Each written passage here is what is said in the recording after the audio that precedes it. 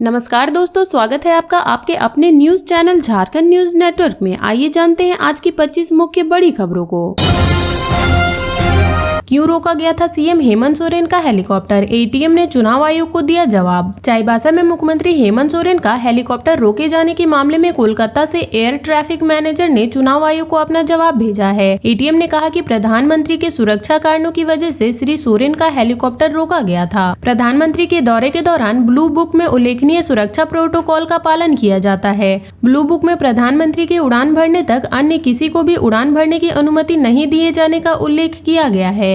इसी कारण से हेमंत सोरेन के हेलीकॉप्टर को उड़ान भरने की अनुमति देने में असमर्थता व्यक्त की गई। राज्य के मुख्य चुनाव पदाधिकारी ने एटीएम द्वारा दिए गए कारणों की जानकारी मौखिक रूप से राजनीतिक दलों को दे दी है। मालूम हो कि प्रधानमंत्री के झारखंड दौरे के दौरान नो फ्लाइन जोन होने के कारण बताते हुए श्री सोरेन के हेलीकॉप्टर को उड़ान भरने नहीं दिया गया था। इसकी शिकायत झामुमो ने चुनाव आयोग से की थी। मामले में चुनाव आयोग ने बिरसा मुंडा एयरपोर्ट के निदेशक से रिपोर्ट मांगी थी। निदेशक ने मामला अपने कार्य क्षेत्र के बाहर बताया था। उनका कहना था कि उनके स्तर से श्री सोरेन के हेलीकॉप्टर को उड़ने की अनुमति थी। बावजूद इसके हेलीकॉप्टर रोके जाने के विषय में एयर ट्रैफिक मैनेजर कोलकाता बेहतर जानकारी दे सकते हैं। इसके बाद चुनाव आयोग ने एयर ट्रैफिक मैनेजर से मामले में जवाब मांगा था। आचार संहिता में फंसी 1000 करोड़ से ज्यादा की सड़क। विधानसभा चुनाव के बाद शुरू होगा कार्यक्रम। विधानसभा चुनाव के बाद आचार संहिता हटते ही राज्य में एक साथ 1000 करोड़ की लागत से ज्यादा की सड़क योजनाओं का काम शुरू होगा। सारी सड़कों पर एक साथ काम शुरू होना है। आचार संहिता हटते ही सारी योजनाओं पर टेंडर फाइनल का काम शुरू कराया जाएगा। जानकारी के मुताबिक राजधानी रांची के इनर रिंग रोड निर्माण के तहत खेलगांव से दुर्गा सोरेन चौक, डीएवी पुदांग से डीएवी हेहल तक 4 लेन सड़क का काम शुरू होना है। जमशेदपुर में 6 सड़कों का निर्माण कराना है। धमकी मिलने के बाद मंडल मुर्मू को मिली एक्स कैटेगरी की सुरक्षा। हाल ही में हुए थे बीजेपी में शामिल। वीर शहीद सिधो कान्हू के वंशज सह भाजपा नेता मंडल मुर्मू को गृह मंत्रालय ने एक्स कैटेगरी की सुरक्षा दी है।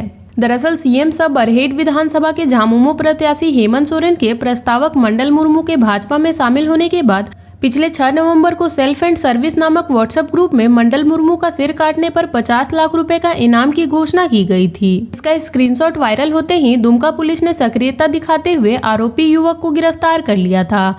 वहीं इस घटना में स्तब्ध मंडल मुर्मू ने राज्य एवं केंद्र सरकार से सुरक्षा की मांग की थी। इसके बाद उन्हें एक्स कैटेगरी की सुरक्षा केंद्रीय गृह मंत्रालय द्वारा दी गई है। शनिवार को मंडल मुर्मू को सुरक्षा जवानों के साथ भाजपा प्रत्याशी के पक्ष में क्षेत्र में प्रचार प्रसार करते देखा गया। गौरतलब है कि कुछ दिन पहले ही हेमंत सोरेन के प्रस्तावक रहे मंडल मुर्मू ने बीजेपी की सदस्यता ग्रहण की थी। गोड्डा सांसद निशिकांत दुबे के आवास पर आयोजित एक कार्यक्रम में उन्होंने भाजपा का दामन थामा था। मौके पर हिमंता बिस्वा शर्मा ने पत्रकारों से बातचीत में बताया था कि वे बीजेपी नेताओं के संपर्क में थे। उन्होंने यह भी कहा कि उन्हें बरहेट से चुनाव लड़ने का ऑफर दिया गया था, लेकिन मंडल मुर्मू ने यह कहते हुए इनकार कर दिया कि वे किसी के प्रस्तावक बन चुके हैं तो वे चुनाव नहीं लड़ेंगे। 13 नवंबर को वोट देकर दिखाएं अमिट स्याही। इन सुविधाओं का फ्री में ले सकेंगे लाभ। विधानसभा चुनाव के पहले चरण का चुनाव 13 नवंबर को होना है। इस दिन राजधानी रांची के लोग भी मतदान में बढ़ चढ़कर भाग ले। इसे लेकर रांची नगर निगम द्वारा कई कार्यक्रम किए जा रहे हैं। इसी कड़ी में प्रशासक संदीप सिंह ने अनूठी पहल की है। इसके तहत 13 नवंबर को मतदान करने वाले लोग अपनी अंगुली की स्याही दिखाकर उस दिन निःशुल्क पार्क में भ्रमण कर सकते हैं। वहीं शहर के पार्किंग स्थलों में वाहन पार्क करने पर उनसे किसी प्रकार का पार्किंग शुल्क नहीं वसूला जाएगा। मतदान कर अंगुली पर लगी अमिट स्याही दिखाने पर इस दिन शहर में संचालित किसी भी सिटी बस में किराया नहीं लिया जाएगा।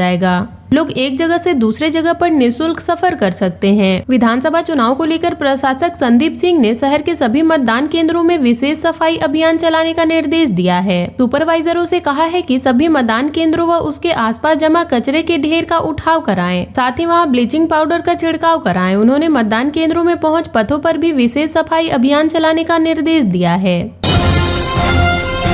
हेमंत सोरेन के पीएस समेत झामुमो नेता के ठिकानों पर छापे। करीबी के घर से मिले 24 लाख रुपए। आयकर विभाग की टीम ने शनिवार की सुबह करीब 6 व 7 बजे के बीच मुख्यमंत्री हेमंत सोरेन के सीनियर पीएस सुनील श्रीवास्तव, झामुमो नेता गणेश चौधरी, बिल्डरों व व्यापारियों के रांची व जमशेदपुर स्थित 17 ठिकानों पर छापेमारी शुरू की है। यह कार्रवाई आयकर विभाग की टीम ने टैक्स चोरी, पैसे के लेन देन के अलावा अघोषित संपत्ति को विभिन्न व्यवसायों गतिविधियों के निवेश करने की सूचना पर की गई। छापेमारी के दौरान सुनील श्रीवास्तव के करीबी के जमशेदपुर स्थित घर से करीब 24 लाख रुपए मिले हैं। सुनील के घर से जेवरात के साथ दस्तावेज भी मिले हैं, जिनमें उनकी पत्नी के 10 कंपनियों में निवेशक होने की जानकारी मिली है। अन्य ठिकानों पर भी अघोषित आय और उनके निवेशक से संबंधित दस्तावेज मिले हैं। छापेमारी देर रात तक होती रही। आयकर विभाग के अधिकारी इसकी जांच में जुटे रहे। छापेमारी पर नजर रखने के लिए पटना के सीनियर अधिकारियों की टीम रांची पहुंची है।